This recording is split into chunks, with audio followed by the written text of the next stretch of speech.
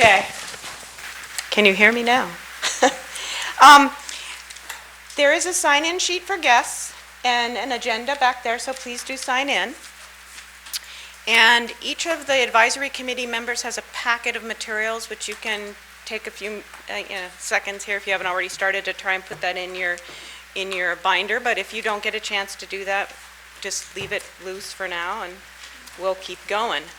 So the meeting, thank you, welcome everybody. Should we go around the room and introduce each other again? I mean, it's been a while. Do you guys? Sure. Yeah, okay. So Shirley, should we start with you? Oh, with her mouth full. Okay, we'll start here.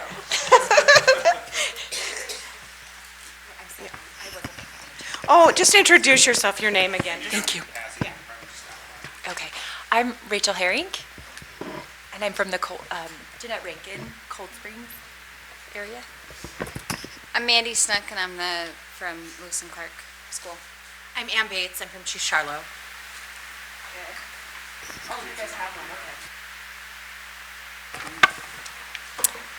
I'm Christy Shield from Rattlesnake. I'm Cindy Christensen, the principal at Russell School. Mark Thane, superintendent.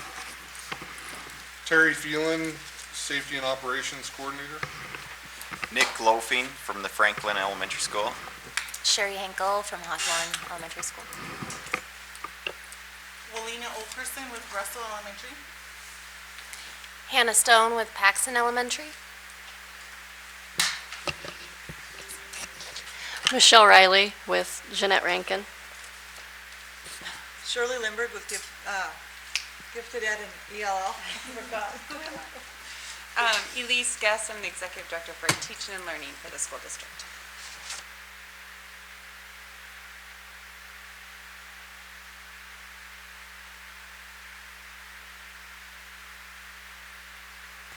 I'm going to go use that other.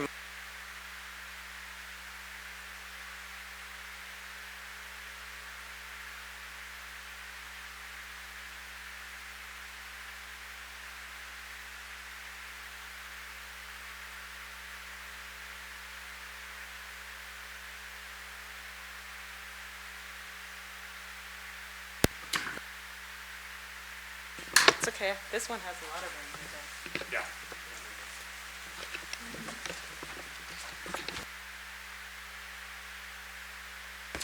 Okay, the good news is this doesn't look like the United Nations anymore, but it's just a little more tricky with the... Okay, we'll just do this. Tell you what, I'm just going to grab my stuff and you can forward the slides. That's fine.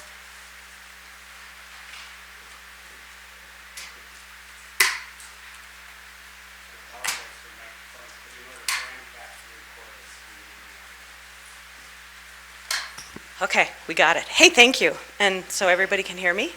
Okay. So the purpose of this meeting is to review the enrollment projections that were released by McKibben Demographics and to talk about those too and kind of what they mean. And we have another kind of a bookend to his forecast. We also want to have you all identify hotspots to consider in terms of boundary shifts and where students might go, and begin the process of addressing how existing schools will accommodate students over the next 10 years. So before we get started real quickly, just a wrap up from the meeting last time around. You guys asked for a lot of information which the school has delivered either via email and then also these packets. And we can come back to that later, but I just kind of wanted to make sure that there was this follow-up. And then the other thing is, essentially the one action that was taken at the last meeting was you guys looked at the framework for decision making, and you made one change, which is on the next, well, there's the next couple of slides. So the framework for decision making is, can you forward the, consists of the guiding principles, which are from the strategic facilities plan, and they're basically in stone. That's not something that this group changes. But then the next slide is the additional criteria. And at the last meeting, you all decided to take off that middle one, C, consider effect of middle school placements. And I highlighted the first one because Terry had a comment about busing. I think you said that, you had a comment about that. Now, if you want to share that now, Terry? So, yeah, my question was, who established that and why? It And that's was, based on real times that it takes. I think maybe in retrospect, it might be better to have a little better information. That was a target. And I think maybe it's better to say, you don't want busing you certainly don't want to increase the times compared to what they Right. are now. I would lean towards that goal, because that's about the average. I tried to get that information, but it was not available today on short notice. So, there's essentially an offer on the table to change item A to say, avoid busing that takes any longer than a trip, the longest trip now. Is that what you're saying? No, I would say that if it's not eliminated entirely, it would be, we should intend to not increase individuals' stay on a bus on any given route. Compared to current? Compared to current, yes. Okay. So, avoid increasing the time that it takes any student currently on the bus. I would just suggest we need to be careful about that because there may be some students that are not presently bus students who may end up on a bus. So that, Right. by that fact, you're increasing their bus time. So I think more global, like minimize the amount of student time on buses might be more palatable. Okay. Anybody have a thought on that one?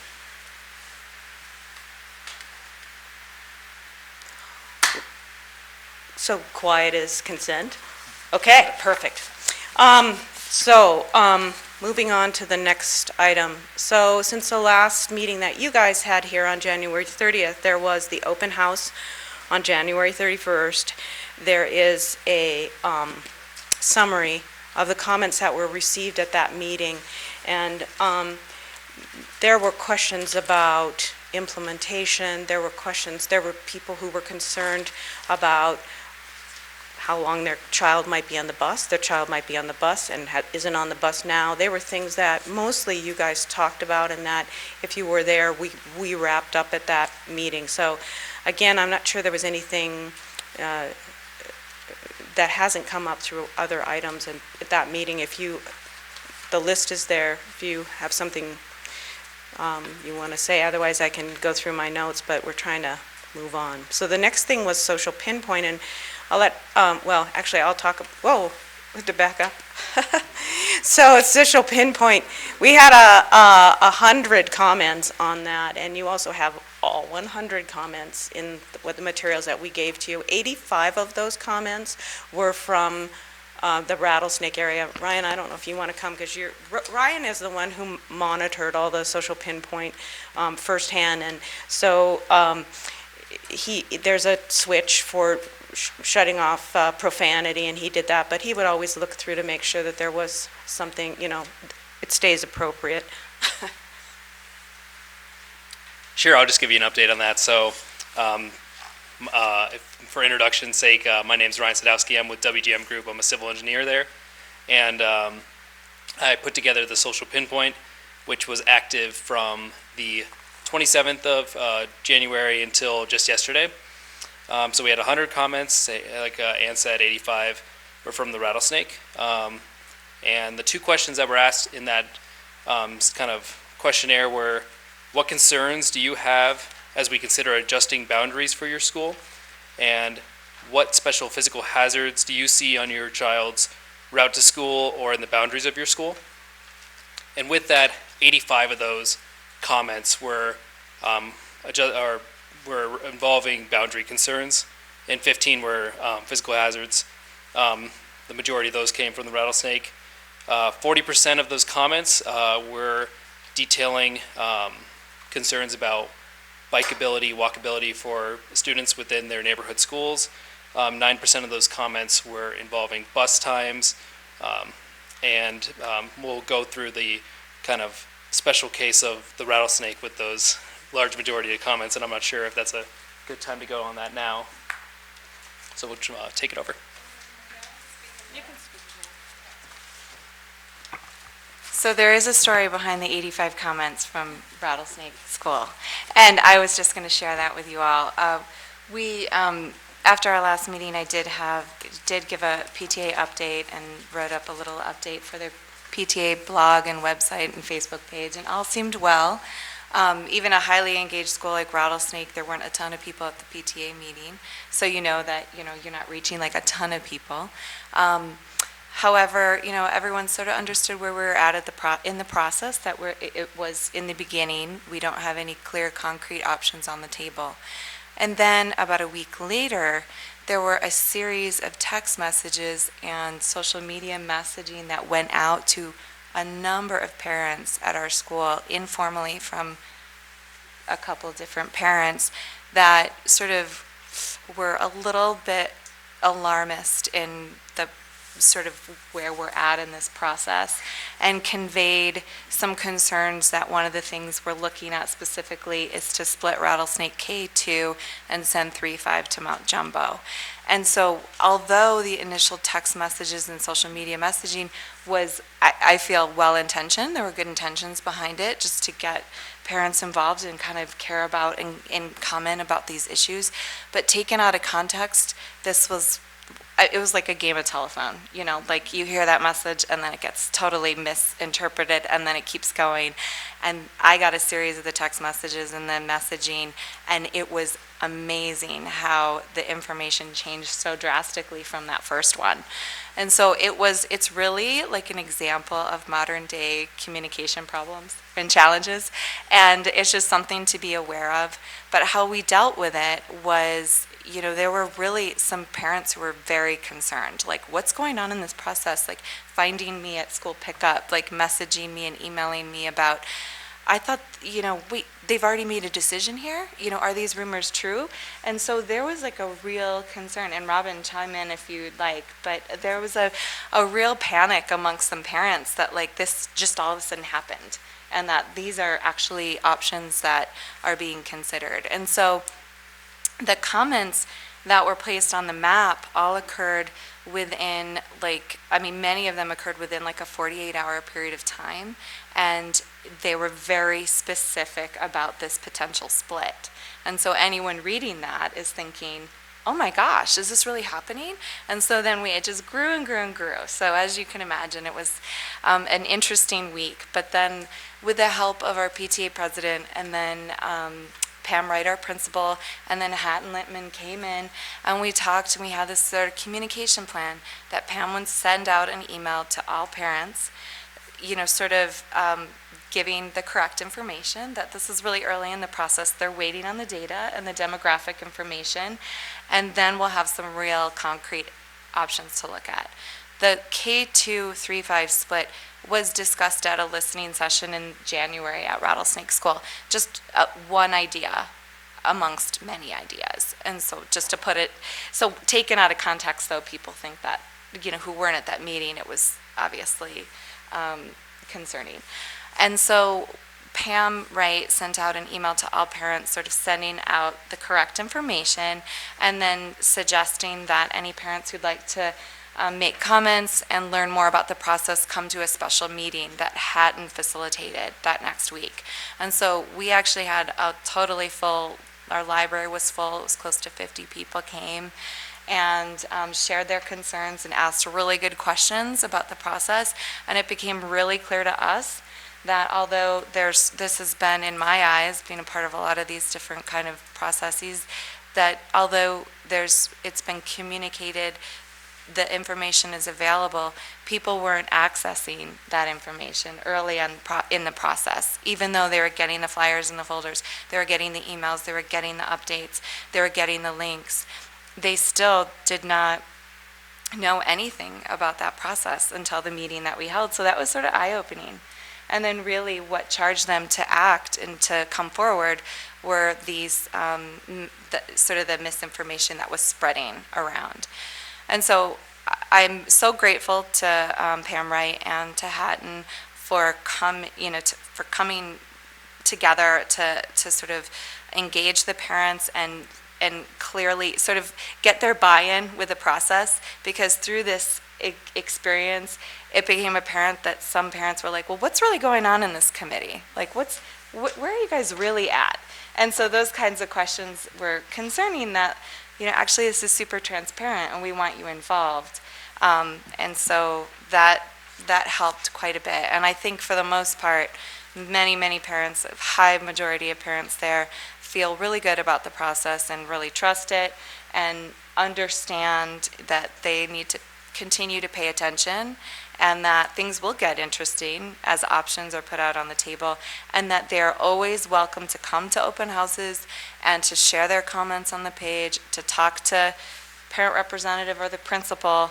And then one other thing that was requested up at Rattlesnake was that we actually go to specific neighborhoods to have like a comment session with East Missoula and Lower Rattlesnake, because there were sort of some trickle-down effects into some of the other concerns that people had. So that's where we're at, and just wanted to give a little snapshot of if people were really wondering why that sort of increase in the rattlesnake was occurring, that's the story. But also maybe something we can learn from going forward too, in that, parents are highly emotional about this issue and they care a lot about it. And once these options are on the table, we may see more of this. So that's it. And if anyone has any questions, and I don't know if Robin has anything to add, but.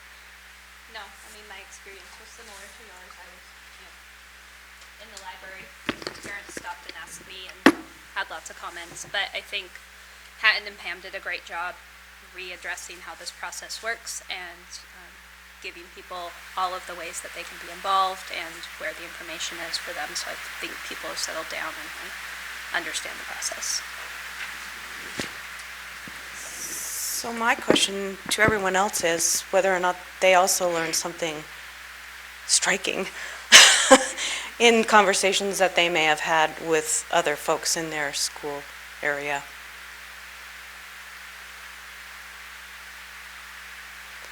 Okay, I guess that's good news.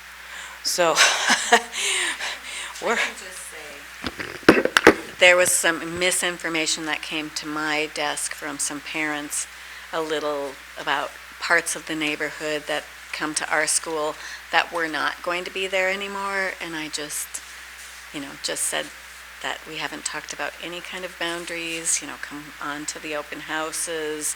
As far as I know, I'm on the committee and that's not true. So, that's all. So in your area? Hawthorne. Okay. Well, we're going to move on to the agenda. The next item is the schedule through June, which has now changed. Today's right. And March 4th is right. That's Monday, the open house at Russell School. March 14th, I think, is also correct. But then after that, it might change a little bit. March 21st is the open house. I don't know if that's actually at Russell or not. It might be to be determined. Okay. And then the advisory committee meeting number 4 in April, also another open house in April. And then the big shift that occurred was that this shift from having the presentation to the Board of Trustees in April, now it's in May. And so that raises a question too about implementation in terms of when does this get implemented. If the decision's made in May, then the actual decisions probably, and the announcement will be made at their board meeting in June, which is about 2 days before school ends. And so there's this question of can you start to implement it then in September of in the fall of 2019, this fall. So that's something that we want you to think about and provide feedback for if you have an immediate reaction. Yes? One thing we did here at Paxson was kindergarten roundup, I believe is in March, and taking kiddos to a kindergarten roundup and then putting them in a different school. So that was a concern that was voiced by parents, that you would be in a similar position when we decide, if we decide for June for next year or this year. So.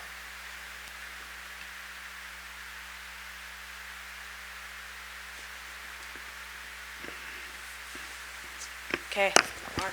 Well, I obviously want to give the committee the opportunity to speak first, but I would suggest to you that if in fact this is the schedule and if the board does not make an adoption until June, it is not very realistic to consider fall implementation.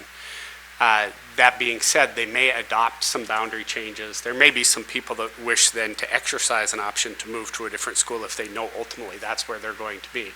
But with regard to the kindergarten question, my suggestion is that they register in the school of their current attendance boundaries and that we proceed from that perspective, and that we would then treat those kindergarten students who will enter in the fall of 2019 just the same way we'll treat the first through fifth graders. And if in fact there's a middle school and high school study conducted next year, then it might make sense to look at how we implement all of those in concert with one another. That would be my recommendation to the trustees, unless this committee develops some compelling arguments to look at it differently. I agree with Mark. I mean, just being in the buildings and what it takes to get set up for a new school year, I think the more time we have, the better. I also think that when you think about the way the boundaries are connected, when they look at the middle school and high school and how they would all line up, it would be natural to think, okay, here's what the elementary recommendation is, so how does that fit in with middle school and high school?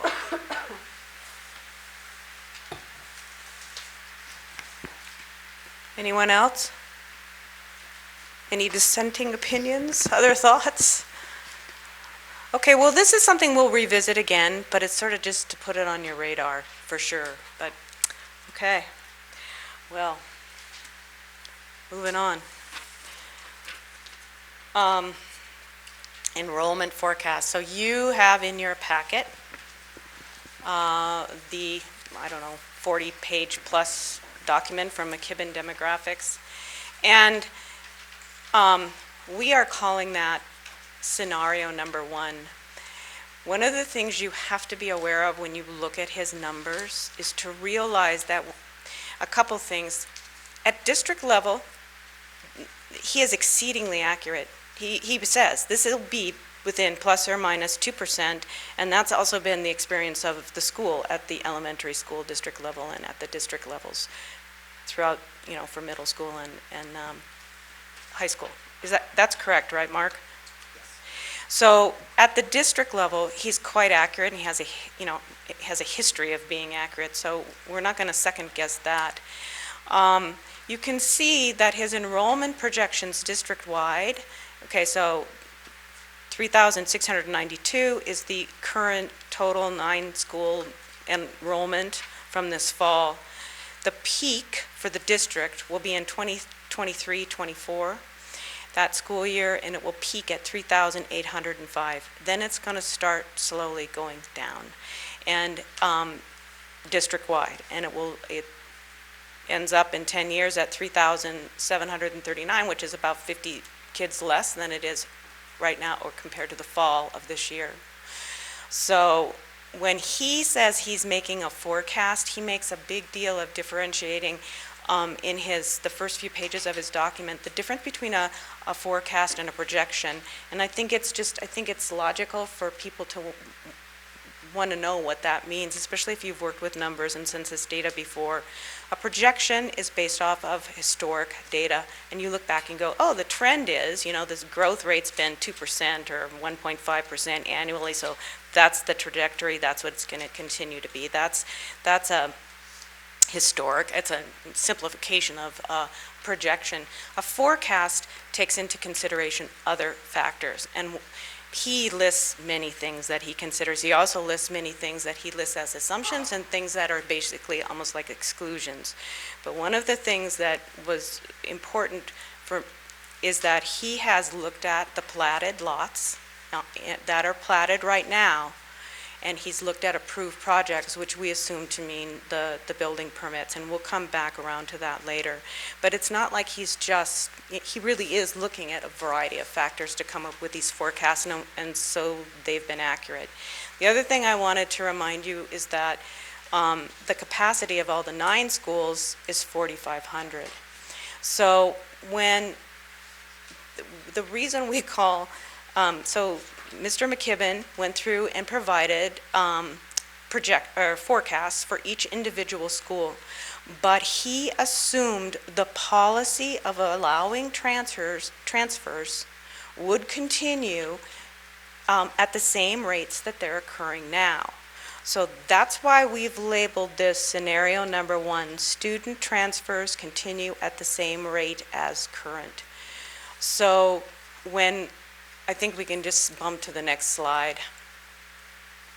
This is a reminder of the patterns of, the total enrollment is that first chart. So by school, you can see, of course, that Jeanette Rankin is at 505 and Lewis and Clark is the next highest, and looks like Lowell they're like very, very close to be some of the lowest enrollment at this time, in the fall of this year. The next chart shows, okay, where are all those students coming from? The yellow bar is students who live in the boundary who attend their local school. The blue bar is people who are out of the school boundary who attend in, and the green bar is essentially out migration of students.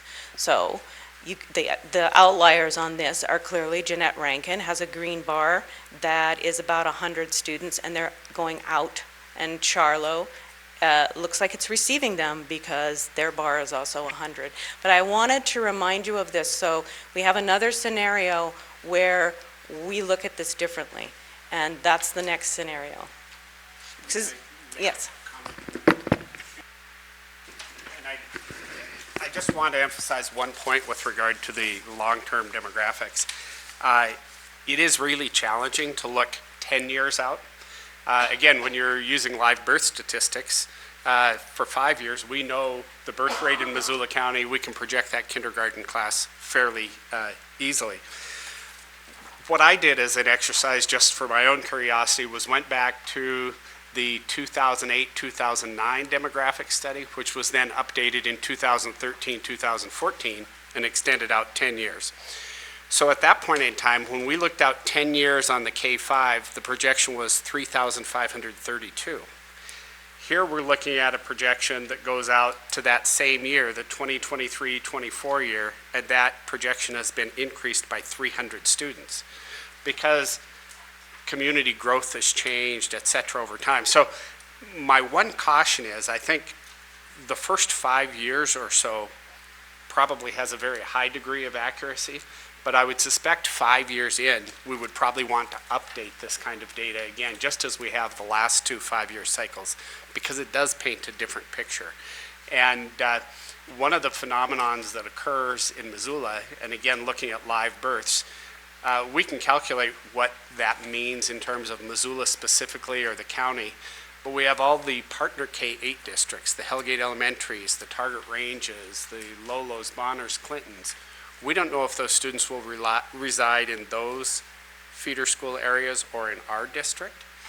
And as housing starts change within our district, how will that distribution of students be impacted? So again, you look at his work from 5 years ago, it was just about spot on, as Ann said. That's great. But if you look at it on the 10-year cycle, we start to see some of that divergence. So I think we just need to be cautious. Thanks, Mark. So Ryan, Ryan developed these charts using the data, and so Ryan, you want to come up and I'll switch back?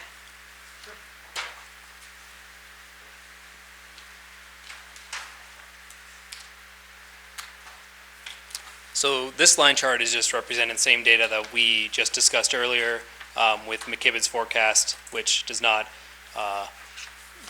allow or assumes that the same policies of student transfer are remaining in effect. And this is just it gives a good kind of clarity of how those schools are interacting through time based on his projection data, or forecast data rather. And so you'll see that the number one outlier for sure is Jeanette Rankin. He's thinking that you're going to have 600 kids by 2028 in that school. There are 4 schools kind of in the middle that are sitting pretty well with the capacity numbers that we would want to see, which is Paxton, Lewis and Clark, Rattlesnake, and Hawthorne. And then the bottom 4 schools are definitely schools that would require to see some of those kids continue to get leveled off just to increase their student enrollment if you want to have all things remaining equal. Which brings us to the next set, which is adjusting his adjusting his data and using the same rates that we saw before with student transfers to see more representative what the total enrollment would be for those students living within their neighborhood schools.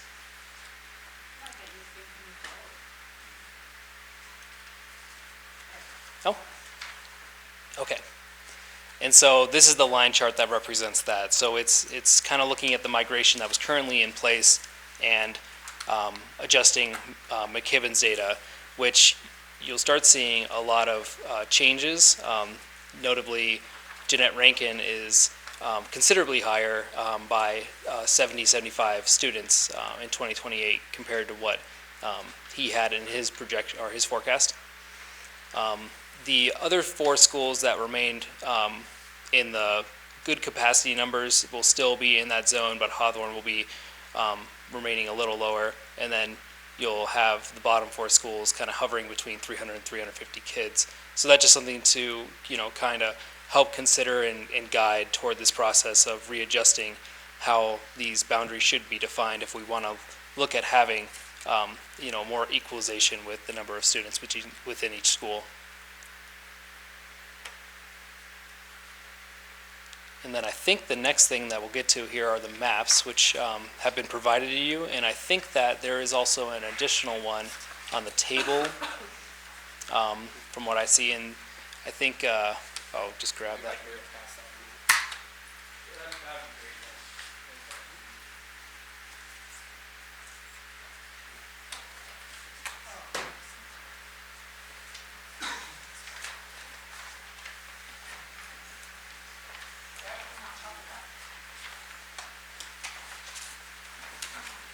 Oh, I think you might need to hit escape on the PowerPoint.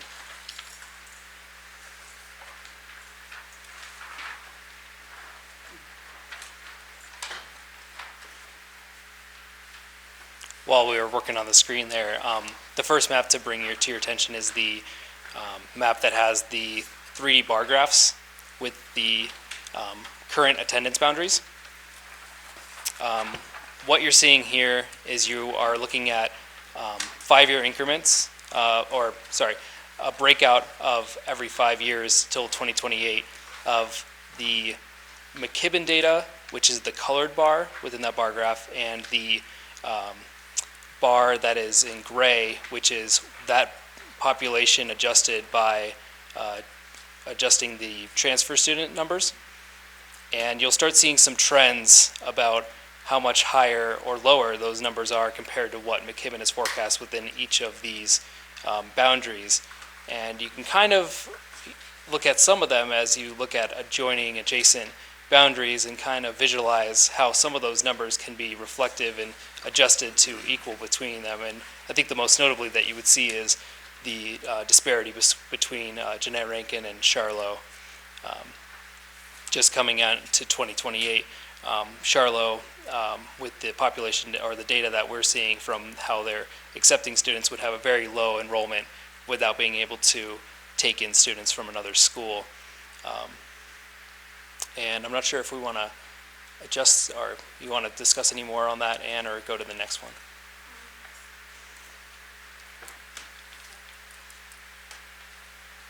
The only thing I want to emphasize is a couple things. One is, neither one of these scenarios are going to really work, right? They're just kind of like bookends. On one end, you don't change the policy, and some schools stay, like he's mentioned, in a comfort zone and are, but Paxson and Jeanette Rankin both come over 500 in that first McKibben projection, and Jeanette Rankin comes up to almost 600. But they're just going to be overcrowded, right? I mean, that isn't going to work. And when you keep everybody there, then it goes up even higher. And yet other schools come in much lower. And I just wanted to point that out so that, they're just bookends to kind of make sense of this. Because frankly, when you first look at McKibben's information, you're going, scratching your head, like, why are these numbers quite like this? Well, it's because he's accounted for that policy to continue. So, yes. A policy. I need to be careful about what my nomenclature for words. It's the how the student transfers from one school to another. It's not really. It's how it happens. There are policies related to that. So there are two scenarios really to look at. One is people might move into the school neighborhood. The school's full at that grade level, so the student is leveled out to a neighboring school. So right now, Chief Charlo has about 100 students that don't reside in their attendance area, largely out of Linda Vista Maloney Ranch because they were leveled out to Chief Charlo. So that's not at the parent or the student's initiative. There may be some other students who are attending schools outside their neighborhood at the request of the parent. It might be the grandparents live across the street and they're the daycare providers or those kinds of things. So there are two different reasons, I think, that you find kids outside their attendance area. The situation that we as a district have an interest in trying to resolve is those where we're forced to level kids out. Families purchase a home in a neighborhood, they would love to have their kids most oftentimes in the neighborhood school. And right now, we've got 4 schools where that cannot necessarily be accommodated. And so that's the struggle we're up against. Gray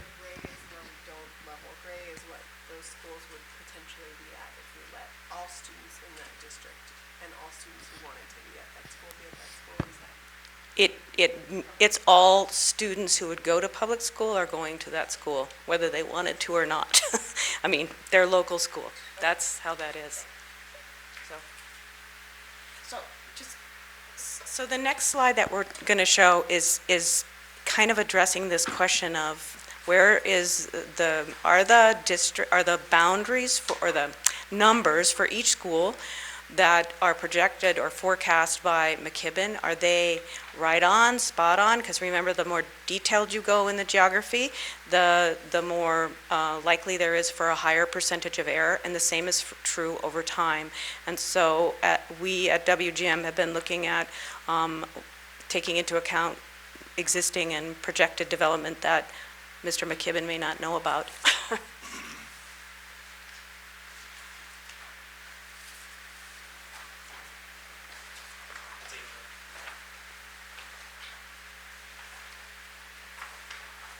And that's kind of what we're looking at with this this past and projected future housing development map. So what this is showing is the most current 5 years of building permits or that are for housing within the city, and those are just kind of give you an eyeball to see some trends about where a lot of this has been developing. I think the largest outlier within this district would be for Jeanette Rankin, and that's just a trend that's going to continue as more and more housing starts to develop in that Upper Miller Creek and Maloney Ranch area. As far as open space for a lot of other development within the city and within this district, there's not a whole lot of it. So what you're going to end up seeing is a lot of infill and a lot of multifamily dwellings that are going to occur. A major area for that will be in the Brooks corridor and somewhere around the Franklin neighborhood and by Reserve, certainly. And The other side that you'll start seeing that is in for the Lowell district, for the north side, there's already the one development that's going to be occurring there, which is the 200 unit Villaggio for low income housing. And I think that's an area that we're just going to continue to see more and more affordable housing starting to develop. And also in East Missoula, the area of East Missoula within the district isn't super large, but I think that we're going to start seeing more infill in that area within the next 10 years. And so McKibben's data is using some of this to identify what the forecasted population is going to be, but there are factors that are kind of not known yet that are going to adjust that. One of the big things that we're seeing that will probably dictate a lot for the downtown and north side is the opportunity zone in that area, and I think Ann would like to expand a little bit on that.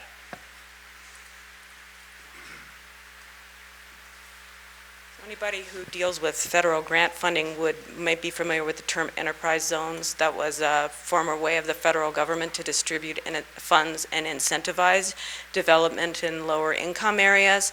That has now been changed, and it's called the opportunity zones. Each governor was allowed to identify, I think, up to 24 opportunity zones in their state, and so not all communities in Montana got one, but Missoula did.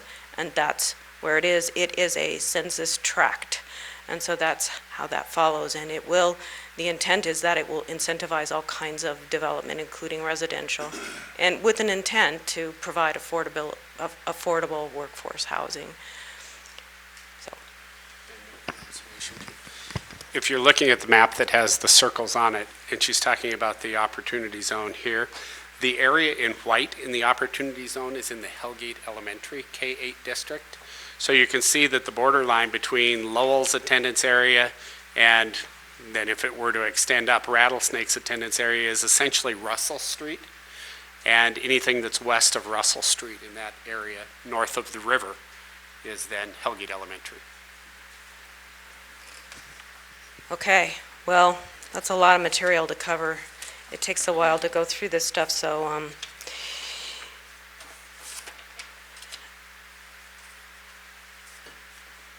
any questions that I can answer? I have one. Mark, this might be for you. I remember at some of the meetings we had talked about potentially another school in the Jeanette Rankin area. Can you remind me, was that 15 years down the road? I can't remember. Yeah, what we've talked about is the fact that the school district owns some property adjacent to Maryland Park in Linda Vista. And when we were considering building a school out there, we determined that that site is not suitable for a school. It's too small, it's got a significant slope, and the streets that were developed around it wouldn't support bus transportation, etc. So the question is, as you think about the long term for Linda Vista Maloney Ranch, does it make sense for the district to consider either selling or doing an exchange of property to secure another school site somewhere farther out in Linda Vista Maloney Ranch? Because the long term, it is quite likely if the community continues to grow that direction, you would want to put a second school out there. There are no plans at this point in time. As was referenced earlier with the demographic study, we have capacity right now in our 9 buildings to accommodate our enrollment, but it is difficult to project what the economy of Missoula is going to be like and what time frame those 1,200 lots in Linda Vista and Maloney Ranch will be developed. But I think future planning, we would want to secure a site, but there's no commitment on a timeline to build. Okay, well, we're running a little bit behind, so the next thing on the agenda is the small group discussion. So before I get into that, I want to ask if anybody in the audience is planning on commenting in the comment period that is scheduled for 10 to 8. Raise your hand if you are. No? I don't think we have any extra copies with us. Okay.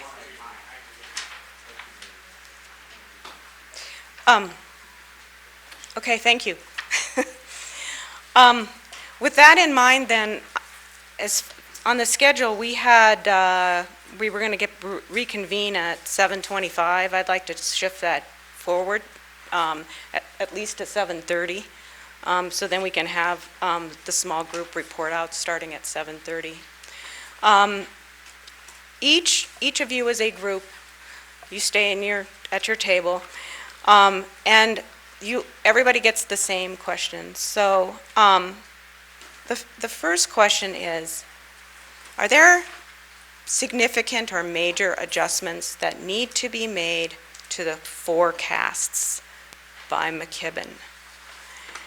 And also, so now with that said, we already know that he's accurate to about 5 years, so keep your framework in mind of, in time, adjustments, that might be from the 5 to 10 year period. And then at the more detailed geographic level, are there trends or shifts that you would see occurring? If it was in the first 5 years and the total's going to stay the same, that would mean that if you think population is going to increase in one area, it's going to have to come out of something else. You know, if he is as accurate as he projects.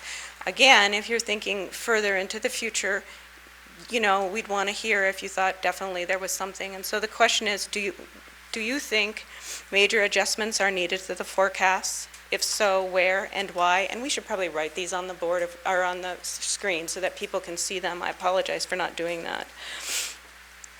And then the second question, which we'll type up to, is, according to the forecast, the district has the overall capacity to handle the 10-year change. Assume no additional schools in the district over the next 10 years. What schools will students from overcapacity areas attend? Be specific about where students come from and where they go to. Use the maps to illustrate. So we'll put all of this up so you can see it.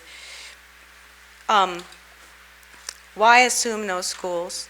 Clearly, you could say, oh, we need some, you know, we need more, a bigger school in Jeanette Rankin, or we need to adjust somewhere else. But overall, the 9 schools have more than enough capacity to handle. And if you were to make a decision to start looking at building a school today, think how long it would take to build support for the concept, the mill levy, it'll be years before the school is actually addressed. If you don't address it and we go forward with the way we're doing things now, McKibben's projections will take over, and you will have severe overcrowding at Jeanette Rankin. So it's not like, there's just not a happy solution to any of this, which is why this is such a hard task. I recognize it, but that's what it is. So we will tackle the first one first, which is easier. What major adjustments do you think are needed to the forecast? So there's these big maps that we have out there that you can start marking up on as a group. If you don't have them, we can pass them around. And you have a pile of resources in your binders, good luck. I'll be checking in again in about 15 minutes to see where you guys are at and push you forward to the next question.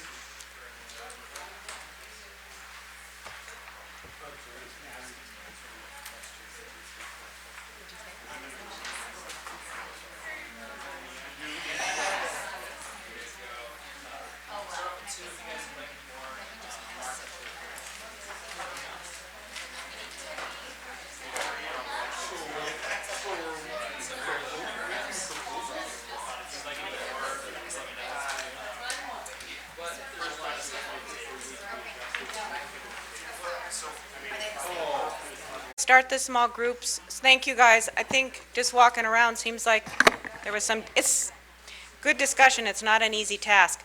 So who wants to start off?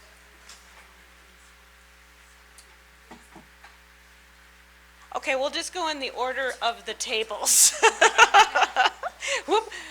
Group number 1. So we'll give about 8 to 10 minutes for each group to report. And Ryan's gonna take notes. Okay. Whoa, okay. You have to turn on your mic. As far as the first question, when we looked at all of the data, we decided that it was good data and what we need to use moving forward. We felt like we weren't going to get any more accurate data than what we have presented to us, so it's best to move forward with what we have and look at how we can start making adjustments to the current schools. So I guess moving into the second question, I think we agreed that we don't want to build another school. And we're looking and drawing ideas on the map of where we might change boundaries to help equal out the number of students at each school. And so that's kind of where we were in the process when we ended. So we spent a lot of time, I guess moving on question 2, we spent a lot of time looking in the area where Franklin's current boundaries meet Paxton's current boundaries, as well as where Paxton and Lewis and Clark meet, and a little bit where Lewis and Clark and Russell meet. So we discussed what major roadways would be barriers for a safe route to school, but we also discussed that busing is happening already, and so we didn't want to necessarily make a major roadway natural boundary. We also talked about maybe considering demographics when we're looking at drawing boundaries. So we looked at like the free and reduced lunch numbers, and we talked about how we could maybe make the schools that have higher free and reduced numbers more equal in that area. So we thought about looking at a boundary on Stevens Street in the current Paxton boundaries, all the way following Stevens and Orange all the way to the river, and having those students that currently attend Paxton perhaps attend Franklin. We don't know how many students live in that area, so that would be a question we'd want to ask, but it seemed like that might be a way for Franklin to add more students to their enrollment and also perhaps change the demographics or at least get maybe a higher socioeconomic group of students to bring their free and reduced lunch numbers down. We also looked at the weird boundary area between Paxton and Lewis and Clark, where there's some students who live as close as 3 blocks away from Paxton who attend Lewis and Clark. And we didn't think that made a lot of sense, so we talked about having those students attend Paxton and kind of changing the Paxton boundaries a little bit, so there's a little small piece of orange that goes from South Avenue to, it looks like Mount Avenue. That little triangle of orange would change to Paxton boundaries as a possibility. And then we talked about making Bancroft a natural boundary line for Lewis and Clark, so the students who live west of Bancroft would attend Russell. And that's as far as we got, I think. And yeah, and we talked a little about maybe extending that up into the South Hills. So. So they have drawn in this map, I don't even know if I held it up if you could see, but they've drawn some lines on the map and they've drawn some arrows. And I would just say if there's anything that you talked about that you haven't put on here, if you could do that. So I should preface this with why did we have this exercise? Because the next time that you guys meet, we will have drafts of boundaries, and they're going to be based off these discussions and what we hear from you guys today. So that's why this is so important. Mandy? Yeah, One thing I did want to bring up though, is I talked to Hatton about it, is that ultimately, like, we're looking at these maps and having an idea of, like, intuitively drawing boundaries based on safe routes to school and major roads, but at the end of the day, the final boundaries are being drawn by professionals that have planning experience, looking at statistical analyses, and then we're giving our input based on like things that we know about different neighborhoods and where we would like to see schools at as far as being balanced with different types of students. So, yes, and so the work that WGM will be doing is some, land use planning. It'll take into account the things that we know as well. So when we come back, we're going to be able to explain why we've done certain things. But there's a reason why we're going through this step, because if we just came to you now with a bunch of maps and said, well, here's what we came up with, you're going to feel like you were spoon-fed the information from, and so that's not what we're getting at. So this is a valid exercise, and we will take these, but we need the generation of ideas from the advisory committee so that you essentially own this content. And so this is the next pushing forward, and it's a push, time-wise and everything. So thank you. Anything else that your group wanted to add?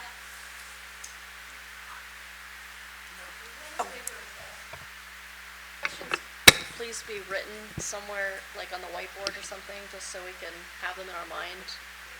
Or maybe it's just my small brain that can't remember them.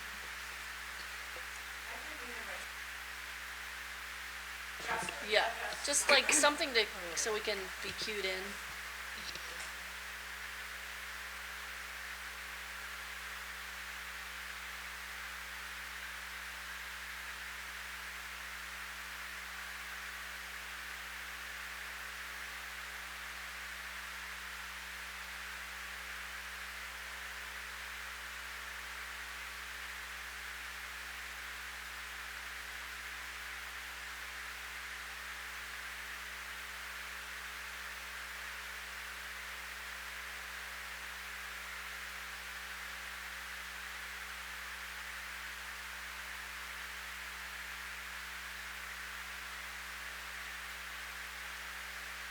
Okay, you guys are next.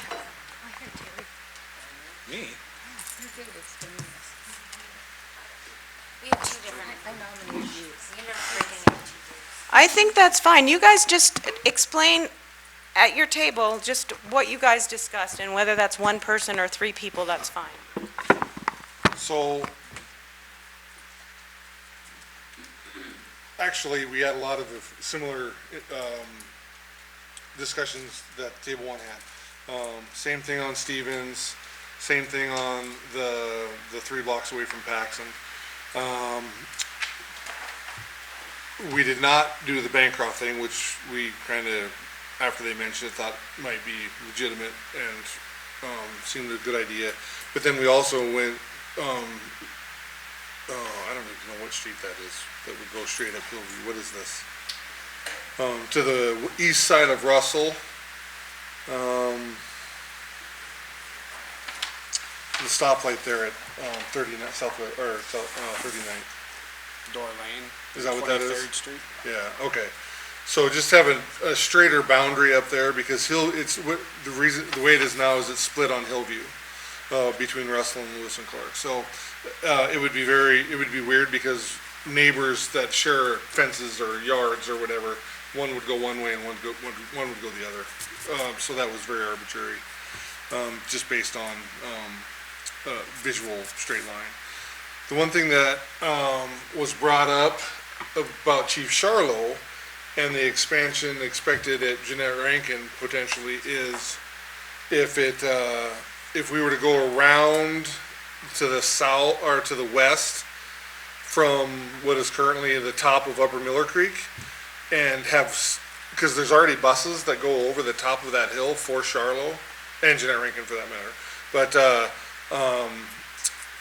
if you split that division somehow in the development up there, you could have some of those on that backside of where Chief Charlo,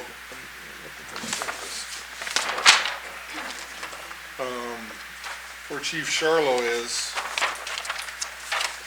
they, you know, you can split it potentially and include some of those in Chief Charlo, because they're already, there's already a bus over there, so all that would be there, and they're almost the same distance from both schools, if you look at it on a map. The further west you go, obviously you're getting closer to Jeanette Rankin, but that's also still undeveloped. That's the potential development, based on all of the building permits. And then the other thing we thought about is how to bolster Lowell's attendance by potentially breaking into the Rattlesnake somehow. But as somebody said, it should be an oval instead of a circle, for safe what was it called? Safe routes. Safe routes. Yeah. So and we probably all agreed that there would be probably a significant resistance to that proposal. But it does accommodate some of the more thoroughly dispersed demographics and some other stuff like that too. And we talked about how Hawthorne really should maybe just stay the same, status quo, because of their numbers. So for those that already talked, we'd like to be able to pick up the maps. Can you mark on there like your table 1 and your table 2, your table 3, I think? Well, that's okay. If you didn't mark it up, that's okay, but if you have, whatever you marked up, if you marked up something, thank you. On the first question, the one adjustment that we talked about with the forecasts is if there is some sort of grandfathering policy, we all recognize that there's going to be a problem there with using those forecasts and expecting any adjustments that we do or relines that we draw on these maps might not have the effect that we want if students get to stay in the schools that they're already. We look at the 5-year projections, which we think are pretty accurate, but if kindergartners decide to stay in their school, that's 5 years. So that throws it off. That's the one comment on the adjustments that we talked about. I had an additional thought with like the demographics. When you start breaking apart these blocks, like you don't know who's living where. So I feel like the demographic data is kind of moot, like there's not any purpose in it because we don't have a map of where people live.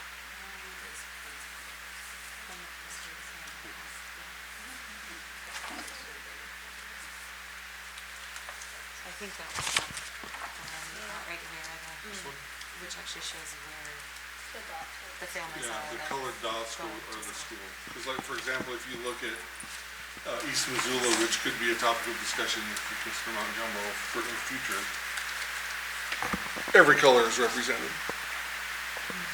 So in East Missoula, there is somebody at every school. There's kids that go to Lowell. I mean demographics like race and wealth and things like that. Well, we have no control over that because we can't tell where people move.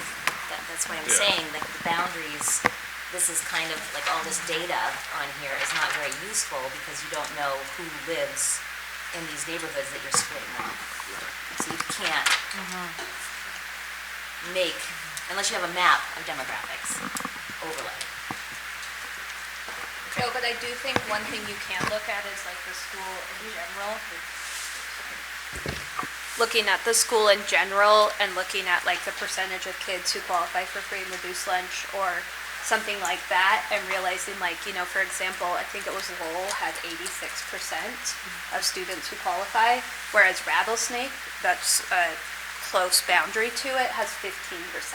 So you can make perhaps an assumption that if you take some kids from Rattlesnake, that perhaps you're changing that number. So I realize you can't look directly at neighborhoods or streets or things like that, but I think where there's like those big discrepancies, maybe not just discounting that data because you could look and see this maybe would make an impact, or maybe this would impact it negatively, and then that's something to consider. I feel though, in a half an hour, we can consider all those things. Yeah. It'll take more time. And that percentage at Rattlesnake might be clustered on certain streets or certain areas too, of free and reduced lunch. So it's. Yeah, it's it a might tough- be, but it's 15 versus Yeah. 86, so. Okay. So just one school one? In the Rattlesnake. So we only talk, because we have this on a map, we have time.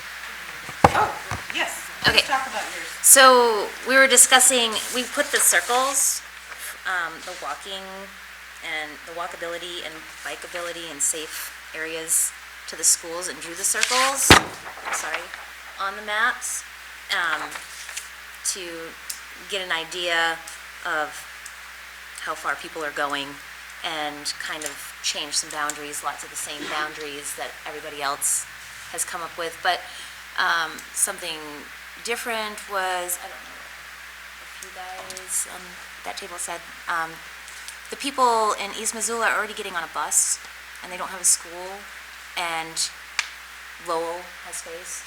And so if they just got on the interstate and got off on Orange and went to school, if you needed to get some people into Lowell, that's the only thing I guess I wanted to add, because everything else is pretty similar. Anything else from this? Yeah, we'll take both your maps. And especially, Terry, on that one where you were talking about bus routes, I might need to talk with you some more a little bit about it. Okay. Sure.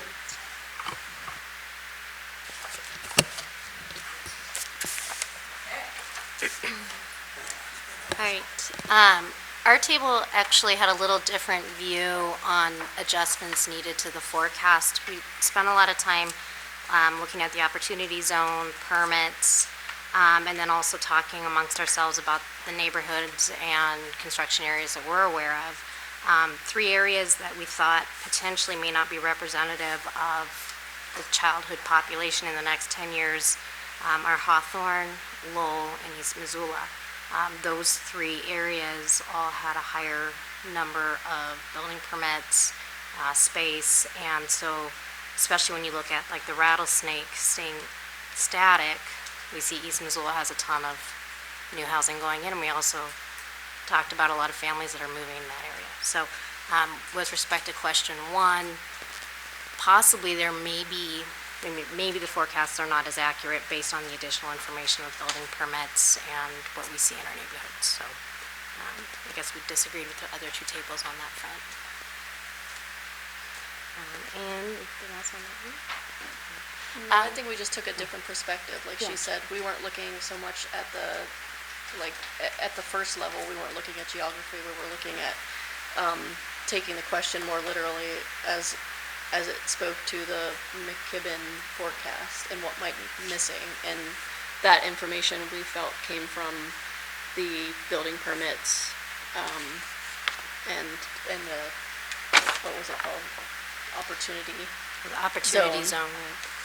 So we just, I think, took a more literal interpretation of what the question was asking as far as forecasts as it pertained to the report.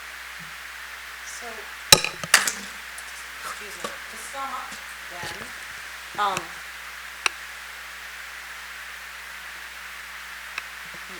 you think East Missoula will have higher population than, and I want to make sure I understood you. Is that true across the board for all the elementary schools, or just East Missoula? We looked at, specifically at the neighborhood in Hawthorne. So we looked Hawthorne, there's a lot of permits and building going in that area. And so the numbers are fairly in that 400 range. We think that's accurate or potentially going to go up. With respect to Lowell, we believe that those numbers, based on the building permits and the neighborhoods and families moving to that area, is likely to increase. Beyond what's projected Beyond what's or projected, forecast. correct. And then East Missoula was the 3rd area, in the Rattlesnake, or East Missoula, that we thought that it's included in the Rattlesnake, but we sort of looked at it as a different animal because There's a lot of young families that are moving their housing's more affordable. There's a lot of building permits, and with those building permits, are gonna come young families and kids, and so those numbers are potentially different than what was identified by McKibbin. Okay. And can you turn on your mic? I had a question about the building permits because it says 2013 to 2017, and I can already tell that a lot of those permits, the houses are already built. So it's not like what's coming, it's what's already here. Absolutely. We base the information on those areas that were going to be developed based on, in part, the focus of where the concentrations were of building permits as kind of a trajectory for the, the near future. Also, based on other things like preliminary plats that haven't been approved, that have lots of platted subdivisions, say down in the Jeanette Rankin area. So you're right, that was kind of historical data, FYI, as not necessarily it's going to be something new.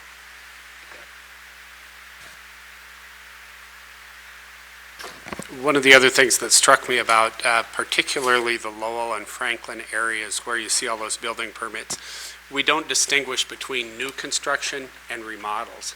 And if you talk to realtors, I think there's a change in the dynamic to some degree in the community. There are a lot more people valuing living in the city core.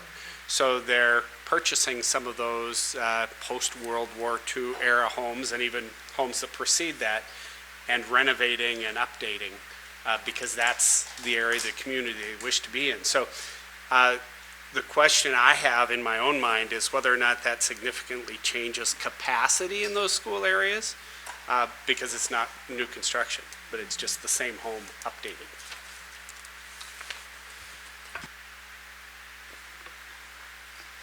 So when we developed those circles, that also included information that's not on there from the urban fringe development area study and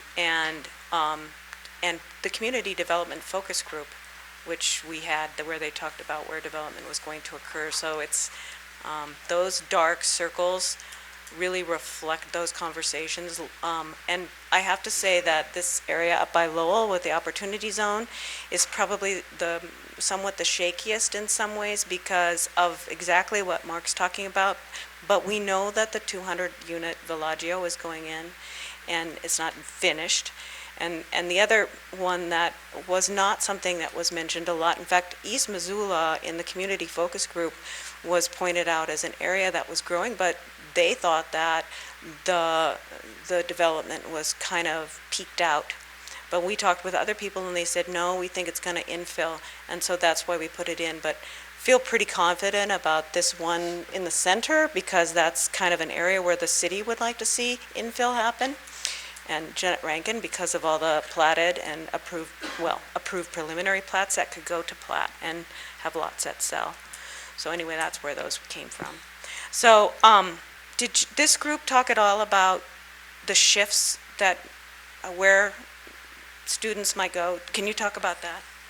Yeah, we had, actually it was a lot more of a philosophical conversation that dealt with the perception of shifting and changing these boundaries and messaging that needed to be supported by MCPS. So that was a lot. There's already emotions that have been fueled behind that, and I think it was a good discussion that our group had. And we had that conversation before we started really doing any lines, and we actually didn't do firm lines. We targeted areas that we thought were areas that could potentially be massaged and moved because they were areas that we know, for example, where the old Cold Springs was. That area in particular, those kiddos used to be able to walk to school. They can't anymore. There's an opportunity for those kiddos to potentially move to Russell because we already know that Jeanette Rankin is full, or potentially to Chief Charlo. So that was one area that we identified. Hawthorne, we felt probably should stay how the boundaries are. East Missoula is a big question mark.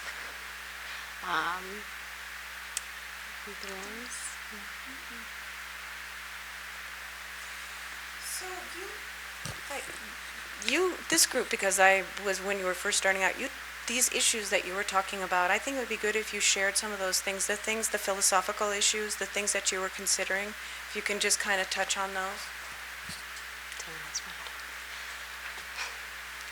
Yeah, share your story.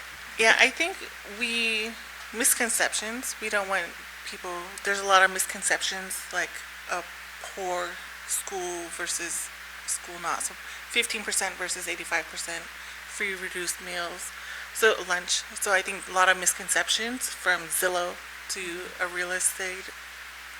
People have a lot of misconceptions, and some of it may be true, some of it may not be true. And I think that's what I was telling my story with my table mates, is that, we all have loyalty to our schools because we all have grown attachments to them. So, but I can see that because I had kids go to 2 different elementary schools, so I totally understand it. But I think we really want to be careful on how we look at those misconceptions and bring those in, because there are emotions tied to it, because it's our children. And I don't know. Yeah, being new to the area, I was wondering and posed the question of, is drawing lines or trying to realign boundaries, is it really the question that we should be tackling, or is there a more fundamental underlying question that we need to be addressing, which is the misconception of these are underperforming schools? And I was saying, when I was in the process of moving here and working with a real estate agent, and she was telling me, no, you don't want to get a house in that area. I used to be a substitute there. That's a terrible school district. And so, these conceptions or misconceptions exist, and is that a more important thing to address early on, instead of trying to just arbitrarily draw these lines on a map? I'd like to add too, I think this is more of a being open-minded. A lot of the comments that we saw too are, I bought a house here and I want to go to this school because this is where I planned on having my kids go. And there's a lot of families that have no choice. They're told there's affordable housing here and here, pick one. And that's where you're going to be for the rest of your life. So I appreciate that I get calls a lot in my office saying, where should we buy a house? And I avoid answering that. I talk about what every school has. You have to make your own decision. But a lot of people get that to make that choice, and a lot of people don't. And I think even the idea of, we should get to walk to our school. Somebody always has to take the bus. So let's speak for those who can't speak for themselves here too, and that thinking about making it fair for we'll never make it fair for everyone. As many as possible, not just those who can afford to buy where they want. I think that's super important. I think that's really important, is the notion that it shouldn't matter it shouldn't matter what the socioeconomic status is of the family. They should all be given the opportunity to have their children in schools that are high achieving, and that's a more fundamental issue. Okay, well, thank you, and thank all the tables. It's just about 8, and so real quick, on Monday there's an open, go ahead, turn on your mic. I would just be remiss if I didn't bring up this opportunity, and I apologize to my group because they've already heard my spiel a little bit, but so I live in that Cold Springs neighborhood, and for years we've been dreading these moments because we knew when the school moved and then the name changed that this would likely, like our neighborhood school, be taken away from us, in fact. And when we were asking questions like, well, what about the boundaries? Can we talk about that now? What's that going to look like? We were doing that because we were aware that it would look very easy to draw us out of the boundary of our school. And so I guess I just want to say, I would be remiss, just because we're having this conversation right now, that I want to be a voice for my neighborhood because we have already lost our neighborhood school. And I don't know any solutions, and I don't know, families have said to me, well, we want to stay with Jeanette Rankin, or we're open to Chief Charlo, or, we're open to change. But I guess the question I want to bring is, are things fair? Like, is it fair for a neighborhood to lose a treasured school and then be asked to change? And yeah, I just wanted to point that out because I felt like I would be remiss if I didn't. And I also want to say that I don't have answers because I've been thinking about this every day for the last 3 years and talking to my neighbors about it for the last 3 years. And none of us has any answers. But I just thought I would throw that out there. Thank you. Thank you. Yeah, difficult.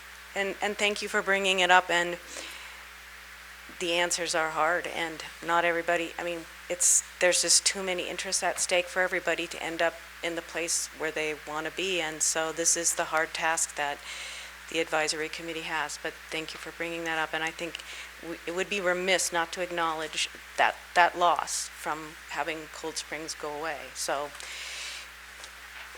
yeah. So, just quickly, so Monday, open house at Russell, and that will be to present a lot of this information. It's an open house, so we'll have stations and information up. It won't be like a regular presentation. It's meant to be drop-in, so 6 to 8. And as many of you who can be there and listen to the comments, that would be great. One of the things that we started last time around was to capture, because there's folks who are, you should plan on coming because we'll put you to work. Because active listening and getting comments up, a lot of people don't want to take the time to write something down, but as active listeners, we can grab it and we can put it up on the wall. And I found that it's a very useful technique because people who come in late can see what other people have said in advance, and we will have those up or summarized, and we can say, here's what we heard and here's how we responded to it. So at the next open house. So that's why that's important, and important for you to come and help out with that if you can. We'll have all the white paper boards we need to get those comments on. And then the other thing is just moving forward with what we heard today. So clearly some messages have come across that are some are standard and kind of consistent. There were some areas that's helpful actually, that we heard some common themes about how to move forward. The task that we need to do then is, okay, well, thanks for that, but these unanswered questions like, well, gee, we drew the lines on the map, but how many kids is that going to make a difference on?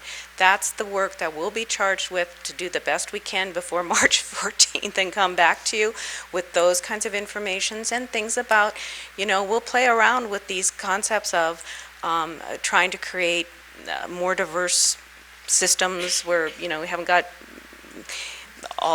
everybody all grouped together in one neighborhood with an identity that may not be positive or whatever.